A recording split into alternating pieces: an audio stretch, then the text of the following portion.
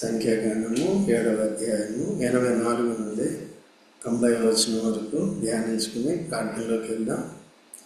పై వచనాల్లో ఒక్కొక్క గోత్రం వారు అందరూ ఏకరీతిగా బలులన్నీ కూడా దేవుడు మోషేకి చెప్పినట్టుగా మోషే ప్రజలకు చెప్పినప్పుడు ఆయా గోత్ర పెద్దలు ప్రధానులు వారి పేరున అవన్నీ కూడా అర్పిస్తూ వచ్చారు. నేటి దినాల్లో మనం కూడా దేవుని సేవ విషయంలో మొట్టమొదటిగా యేసుక్రీస్తు ప్రభువునందు విశ్వాసం ఉంచాలి అన్నప్పుడు విశ్వాసం ఉంచాం, మారుమనసు పొందాం, బాప్తిజం పొందమన్నప్పుడు బాప్తిజం కూడా తీసుకున్నాం.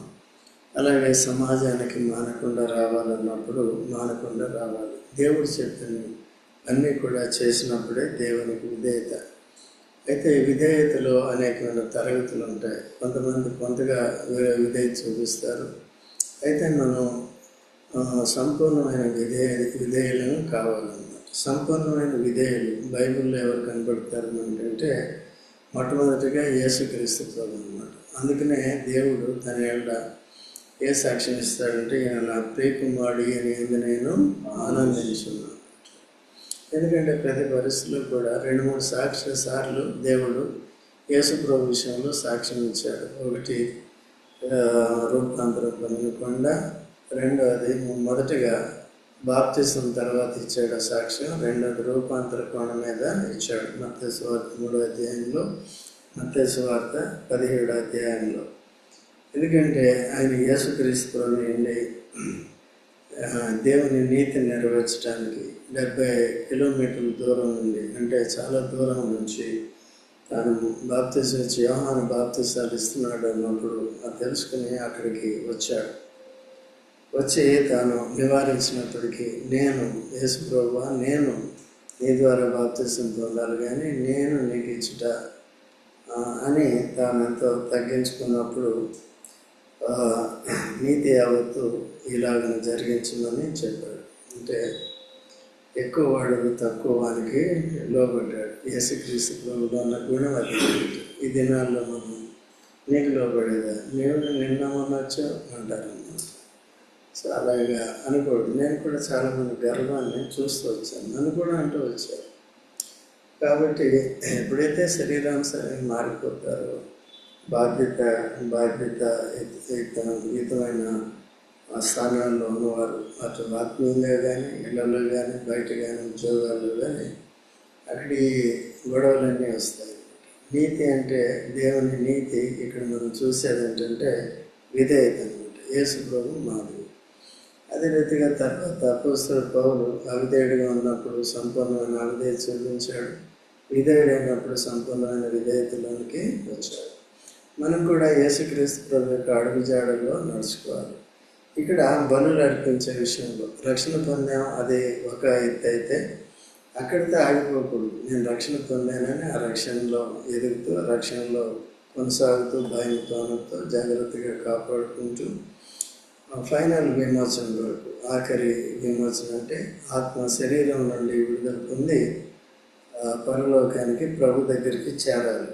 అప్పటి వరకు కూడా మనం జాగ్రత్తగా కాపాడుకోవాలి. తర్వాత యాజక ధర్మాన్ని జరిగించాలన్నమాట. ఆ దినాల్లో బలులు అర్పించడం ద్వారా ఆ విధంగా యాజక ధర్మం జరిగిస్తూ వచ్చినారు. అయితే ఇప్పుడు ఆ 12 గోత్రాల్లో ఉన్న పెద్దలందరూ కూడా, ప్రధానులందరూ కూడా అలాగే ఒకే రకమైన బలులు ప్రతి గోత్రం వారు చెల్లించారు. అలాగే మనం కూడా ప్రతి సంఘము కూడా అలా చేయాలి. అంటే సార్వత్రిక సంఘ క్రమంలో ఉండాలి. చాలామందికి ప్రత్యక్షత లేక మానవ పద్ధతుల్ని అవలంబిస్తున్నారు. అలా లేకుండా జాగ్రత్తగా ఉండాలి. అందుకని సహవాసంలో మానవులు కల్పించిన దానికి పోమన్నమాట. బైబిల్లో ఏదుందో అదే మనం పాటించేవారుగా ఉంటాం.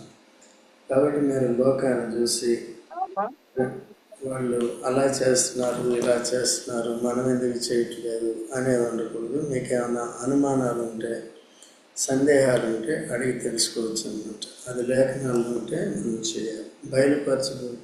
బయలుపరచినవి మనవి, బయలుపరచనివి దేవుని అని ద్వితీయోపదేశకాండం 29:29 ఉంటుంది. కనుక ఈ మాటలు జాగ్రత్తగా గుర్తుపెట్టుకుని ఆ ప్రకారం ఉండాలి. నడిపించే నాయకులు కూడా ప్రత్యక్షతమైనట్లయితే వారు మానవ బుద్ధిని ఉపయోగిస్తారు. కనుక ఆ ప్రకారం లేకుండా జాగ్రత్తగా మనం ఉండాలి. సహవాసంలో అప్పుడే మనం నిలిచి ఉండగలుగుతాం. 24వ వచనాన్ని చూసినప్పుడు, బలిపీఠము అభిషేకింపబడిన దినమున ఇశ్రాయేలీల ప్రధానులు అర్పించిన ప్రతిష్టార్పణములు ఇవి: వెండి గిన్నెలు 12, వెండి ప్రోక్షణ పాత్రలు 12, బంగారు ధూపాత్రలు 12, ప్రతి వెండి గిన్నె 130 తులములది. వీళ్ళు ఏమేమి అర్పిస్తూ వచ్చారంటే ఇవన్నీ అర్పిస్తూ వచ్చారు. ఏం అర్పించారు వాళ్ళు? వెండి గిన్నెలు, ఇంకా వెండి ప్రోక్షణ పాత్రలు, ఇంకా బంగారు ధూపాత్రలు, ఇంకా ఉన్నాయి. ప్రతి వెండి గిన్నె యొక్క బరువు ఎంత? 30. ఎన్ని ఇచ్చారు వీళ్ళు? 12 ఎందుకు ఇచ్చారు చెప్పండి చూద్దాం. బాగా చెప్తాం. ఒక్కొక్కరు ఒక్కొక్క గోత్రం వాళ్ళు ఒక్కొక్కరు ఇచ్చారు.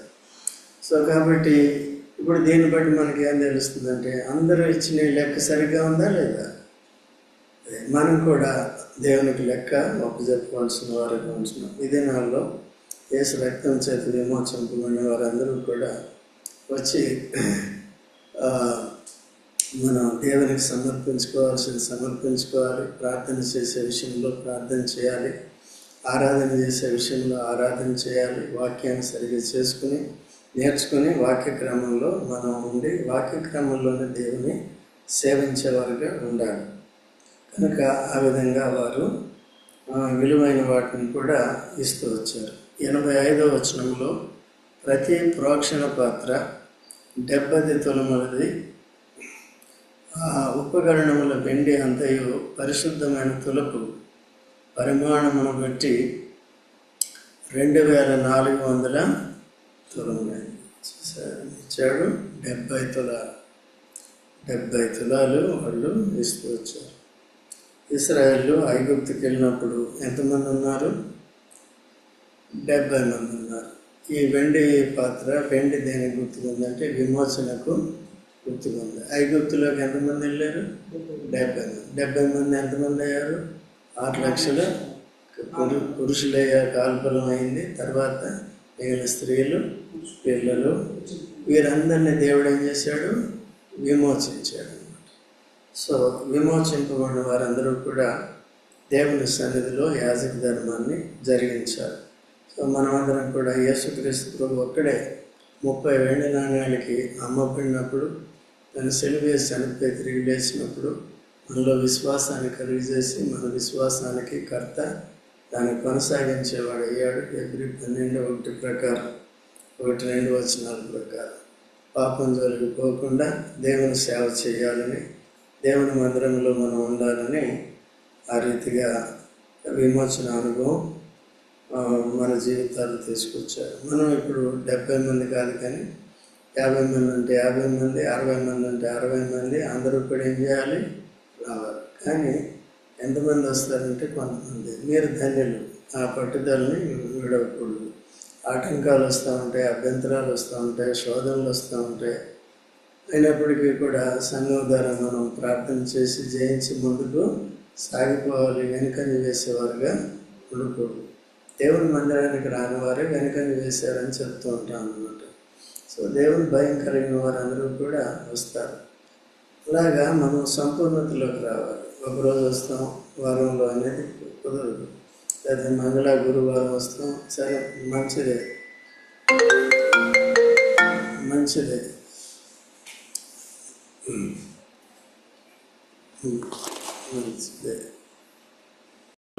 అభ్యంతరాలు, శోధనలు, ఆటంకాలు, శోధనలు ఇవన్నీ వచ్చినప్పుడు మనం ఎక్కడ కూడా వెనకంజ వేయకుండా జాగ్రత్తగా మనం కాపాడుకోవాలి. ఈ దినాల్లో బోధిస్తున్నారు కానీ ఎవరు పట్టించుకోవట్లేదు.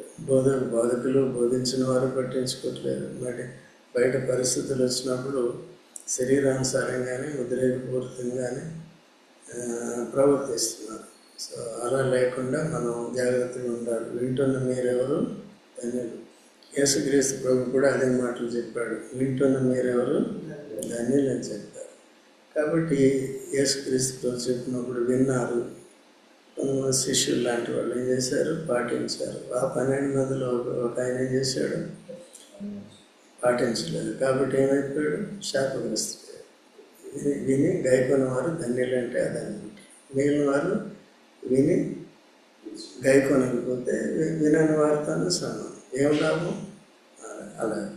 కాబట్టి ఆ విధంగా 70 తులాలు ఏం తీసుకొచ్చారండి, వెండి తీసుకొచ్చారు. పరిశుద్ధమైన అంటే దేవుని మందిరపు కాటాన్ని బట్టి, తూకాన్ని బట్టి ఆ విధంగా తీసుకొచ్చారు. మనం కూడా మన తూకాలు వేస్తూ ఉంటాం. దేవుడికి ఏదైనా సమర్పించే దగ్గర కానీ, ఇచ్చే దగ్గర కానీ, వచ్చే దగ్గర కానీ, ఏమైందిలే 2 నిమిషాలు లేటుగా వెళ్తే, 10 నిమిషాలు లేటుగా వెళ్తే, అలాగా లెక్కలు వేసుకుంటాం అన్నమాట. అయితే కొంతమందికి పనులు ఒత్తిళ్ళు ఉంటాయి. అందరి గురించి నేను చెప్పట్లేదు. ఒకవేళ ఖాళీగా ఉండి టైంకి రావడం మంచిది. ఒకవేళ ప్రార్థన చేయలేకపోయినా ఇతర బలహీనమైన కారణాలను బట్టి విని ఆమె చెప్పడం చేసినట్టే. వాళ్ళు కూడా మన దగ్గర విన్న వాక్యాన్ని చెప్తారు కాబట్టి మనం కూడా మరోసారి గుర్తు చేసుకోవడం మంచిది అన్నమాట. అలా చేయాలి. అంటే కానీ విపరీతమైన వాదనలో, మన సొంత తలంపుల్లో మనం తప్పిపోకూడదు. ఆత్మీయ జీవితం చాలా ప్రాముఖ్యమైనది. చాలామంది అట్లా చేస్తున్నారు, కొంతమంది తప్పిపోతున్నారు. అలా లేకుండా మనం జాగ్రత్తగా ఉన్నాం. తర్వాత 86వ వచనంలో ధూపద్రవ్యముతో నిండిన బంగారు ధూపాత్రులు 12, వాటిలో ఒకటి పరిశుద్ధమైన తులపు పరిమాణమును బట్టి 10 తులము, ఒకటి 10 తులాలు. మందిర యొక్క తోనికను బట్టి ఆయన ఎన్ని తీసుకొచ్చారండి, ధూపద్రవ్యములతో నిండిన బంగారు పుట్టి ఖాళీ ధూపార్తను తీసుకురాలి. ఏం తీసుకొచ్చారు, ధూపద్రవ్యములతో నిండిన తీసుకు. మనం కూడా ఖాళీగా రాకూడదు. వచ్చిన తర్వాత వాక్యం ద్వారా నింపబడాలి. అందుకని శ్రద్ధగా వినాలి. ఇప్పుడు మీరు ఇంటి దగ్గర ఉన్నప్పుడు మనల్ని వింటారు చాలామంది. కొంతమంది చిన్నపిల్లలు బట్టి డిస్టర్బెన్స్ అది వస్తుంది, కానీ వింటారు. కాబట్టి నేను నెక్స్ట్ టైం మీరు ప్రార్థన చేసినప్పుడు నేను గమనిస్తాను. ఓకే, ఇలాంటి డిస్టర్బెన్స్ వచ్చినప్పుడు కూడా మీకు అది యూట్యూబ్లో పంపిస్తున్నాం కాబట్టి ఆ లింక్ ఓపెన్ చేసుకుని మళ్ళీ ఒకసారి వింటాం మంచిది. ఎందుకు, మనం మనమే ధూపార్తులు అనుకున్నాం. యేసు ప్రభు విమోచించి మనల్ని ఏం చేశాడు, ప్రార్థించేవాడుగా చేశాడు. ధూపద్రవ్యాలు సమర్పించేవాడుగా చేశాడు. మనమే ధూపార్తులు అనుకున్నప్పుడు వాక్యం ద్వారా నింపబడాలి, పరిశుద్ధాత్మ స్వాధీనంలో ఉండాలి. సో తర్వాత వాక్యానుసారమైన ప్రార్థన, దైవ చిత్తానుసారమైన ప్రార్థన దేవునికి ఏం చేయాలి, సమర్పించాలి. శరీర సంబంధమైన ప్రార్థనలు ఉంటాయి, ఉద్రేకంతో ఉండే ప్రార్థనలు ఉంటాయి. భక్సింగ్ గారు హెబ్రోన్లో వాళ్ళు ప్రార్థన చేసేటప్పుడు కూడా గమనించేవాడు. గమనించినప్పుడు కొంతమంది ఎవరైనా శరీరానుసారంగా ప్రార్థన చేస్తే, ప్రభు ఆయన ఇట్లా అన్నాడు, అట్లా అన్నాడు, ఇది స్టాప్ ఇట్ అనేవాడు. నీ ప్రార్థన ఆపు అనేవాడు. అట్లా చేయాలి. ఓకేనండి. యేసు ప్రభు ఎట్లా చేశాడు, వీరేం చేస్తున్నారు, నీ కోపాలు, నీ తాపాలు, నీ పగలవన్నీ తర్వాత ఇక్కడికి వచ్చి చేయదు. నేను బట్టి ఏం చేస్తారు, ఈయన అందరూ నేర్చుకుంటారు. అక్కడ ప్రభు సన్నిధి ఉండదు కదా. సో అట్లా తర్వాత ప్రార్థన సమర్పించేటట్టుగా ఉండాలి. తర్వాత మనమే ధూపార్తుల్లాగా ఏం చేయాలి, పరిశుద్ధపరచబడిన వారమే పరిశుద్ధంగా ఉంటూ దేవుని వాక్యం చేత నింపబడుతూ వాక్యానుసారంగా విశ్వాసం కలిగి ప్రార్థించేవారుగా ఉండాలి. అది పరిశుద్ధమైన జీవితానికి గుర్తుగా ఉంది. పరీక్షింపబడి పరీక్షకు నిలిచే విశ్వాసం కలిగి ఉండడానికి కూడా గుర్తుగా ఉంది. అందుకనే విశ్వాసరహితమైన ప్రార్థన రోగిని స్వస్థపరుస్తుంది. సో విశ్వాసంతో పరిశుద్ధతతో చేసే ప్రార్థనకు దేవుడు ఏమిస్తాడు, జవాబునిస్తాడు. అందుకనే అలా సిద్ధపడాలి. తర్వాత 88వ వచనంలో సమాధాన బలి పశువులన్నీ 24 కోడెలు. సమాధాన బలి పశువులు ఎన్నండి? 24 అంటే డబుల్ అన్నమాట. ఒక్కొక్క గోత్రానికి ఎన్ని? 2 అయ్యా బాబు. మొత్తం ఎన్ని? ఎంతమంది గోత్రాలు? 12 ఇంటూ 2 ఎంత? ఇప్పుడు అర్థమైంది కదా. కాబట్టి ఒక్కొక్కరు సమాధానం ఎన్ని తీసుకొచ్చారు? సమాధానం. సో మనం కూడా ఒకవైపు దేవునితో, ఇంకోవైపు మనుషులతో కూడా ఏం చేయాలి? సమాధానంగా ఉండాలి. సో భార్య భర్తలకి సమాధానం ఉండాలి. దినాల్లో ఎక్కడ చూసినా విభేదాలు ఎక్కువైపోతున్నాయి కదండి. రెండవది ఈ మొండితనం అనేది ఎక్కువైపోతుంది. అలాగా వాక్యాన్ని అనుసరించి ప్రతి వారి ప్రవర్తన సరిదిద్దుకోవటం ఉండటం మంచిది. ఇగోయిజం తెలుగులో ఏమంటారు? అహంకారం ఉండకూడదు. ఇవన్నీ లేకుండా జాగ్రత్త. ఈర్ష్య అంటే జలసి.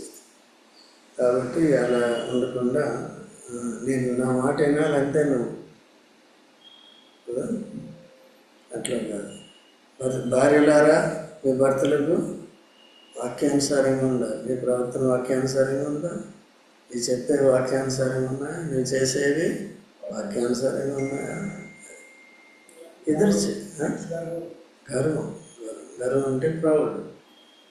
ఊరుకో అమ్మా.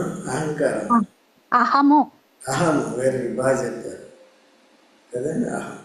కాబట్టి ఆ విధంగా జాగ్రత్తగా చూసుకోవాలి. సమాధానం వల్ల ఎవరితో ఉండాలి? దేవునితోనూ. సఖ్యమైతే మనుషులందరితో సమాధానంగా ఉండడని రోమా 12వ అధ్యాయంలో పౌలు చెప్తాడు. ఓకేనండి, గుర్తుపెట్టుకోండి. తనకు సమాధానం ఉండడానికి ప్రయత్నం చేద్దాం. సమాధానం ఎవరితో లేకపోతే ప్రార్థన చేద్దాం. ఆ విధంగా సమాధానం కలిగి ఉండటానికి ప్రార్థన. మన వంతు మనం విరోధుల విషయంలో, ఇతరుల విషయంలో, మనల్ని బాధ పెట్టే వారి విషయంలో వారి మీద కోపం లేకుండా చూసుకున్నాం, సరిపోతుంది. సమాధానం ఎప్పుడు ఉంటుంది? మనం వారి మీద కోపం పెట్టుకోకూడదు, పగ పెట్టుకోకూడదు, అలా ఉండాలి. తర్వాత 89వ వచనం,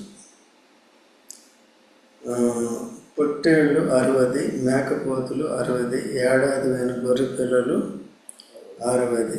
ఇవన్నీ సమాధాన బలి కిందకే వస్తాయి. ఇన్ని తీసుకురావాలి కదండి. ఎక్కువ బలులు దేనికి అర్పించారు? సమాధాన బలి. కాబట్టి ఆ విధంగా మనం కూడా ప్రయాసపడాలి.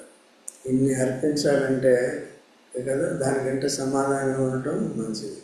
అందుకనే పౌలు ఏమంటాడంటే 1 కొరింథీ 6వ అధ్యాయంలో, దానికంటే మీ ఒకరి మీద ఒకరు వ్యాజ్యం కంటే మీ ఆస్తులను కోల్పోవటమే బెటర్ అంటే. న్యాయవంతుల ఆస్తులు కోల్పోయినా సరే దేవుడు తిరిగి వారికి ఇస్తాడు. కాబట్టి ఆ దృక్పథంతో మనం వదిలేసుకోవాలి, కొన్ని వదిలేసుకోవాలి. కాబట్టి ఓ సేవకుడు నాకు అదే నేర్పించాడు. అది ఒకసారి కంప్లైంట్ చేశాను. ఒక ఆయన ఇన్ని డబ్బులు తీసుకున్నాడు, ఇస్తా అన్నాడు చర్చిలోంచి. చర్చి డబ్బులు నా సొంతం కాదు, మళ్ళీ ఇవ్వట్లేదు అంటే వదిలే, సమాధానం important, let us by piece, వదిలేసాయని చెప్పి అప్పుడు నాకు నాటింది. ఇప్పుడు మనం సమాధానం కావాలంటే బై పీస్ అంటే ఆ 2000 వదిలేసుకుందాం అనుకో, ఏముంటుంది మనకి? లెక్క ఆయనే చెప్పుకోవాలి మనకి. అర్థమైందా? మందిరం డబ్బులు ఎలా చేస్తారంటే ఇంకా వ్యక్తిగతంగా ఇంకేం చేస్తారు, ఎట్లా అలవాటు పడిన వాళ్ళు అనేది చూడు. ఓకేనండి. మళ్ళీ వాళ్ళు ఏం చేస్తారంటే పరిచయం చెప్తారు, ఇతరులు చెప్తారు. ఆ సబ్జెక్ట్ చెప్పమంటే ఏం చెప్తారు? నేను అదే చెప్తాను.